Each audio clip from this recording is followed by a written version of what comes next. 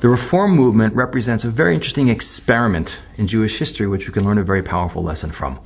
Reform Judaism came out of a desire to create a version of Judaism which the founding fathers of the Reform believed would remove all barriers to the Jewish people, individually and collectively entering European society, because they felt that things like ritual observance of the Sabbath, of kashrut laws, of dressing differently, acting differently, would all separate us from a larger Gentile majority and cause all kinds of hostility and anti-Semitism.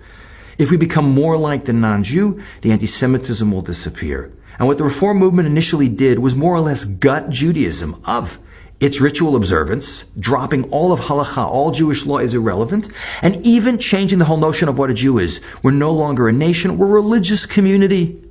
As the Reform movement called themselves, we're Germans of the Mosaic persuasion.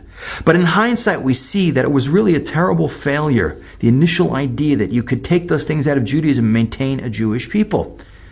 When Temple Emmanuel in New York, the largest Reform congregation in the United States on Fifth Avenue, had its centenary celebration, they couldn't find any of the descendants of the founding members of that synagogue who were still Jewish today.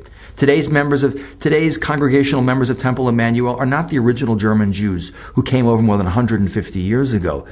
They're the descendants of Russian Jews, Polish Jews who came in the late 19th century. And from this we learn one of the most profound and important lessons about Judaism and Jewish identity. Just as we see that the experiment the Reform movement tried ended in a failure that was fatal to those who followed it. Their descendants disappeared from the world as Jews. So too we see today the great lesson. What keeps Jews Jewish is the decision individual Jews make to live as Jews, to educate themselves and their children as Jews. And probably the best proof of this comes from the head of the Reform movement today, Rabbi Eric Yoffie, who said, I hold as a matter of fact that only education rooted in God, Torah, and mitzvot will succeed. Nothing else in the 3,000-year history of the Jewish people has worked besides that.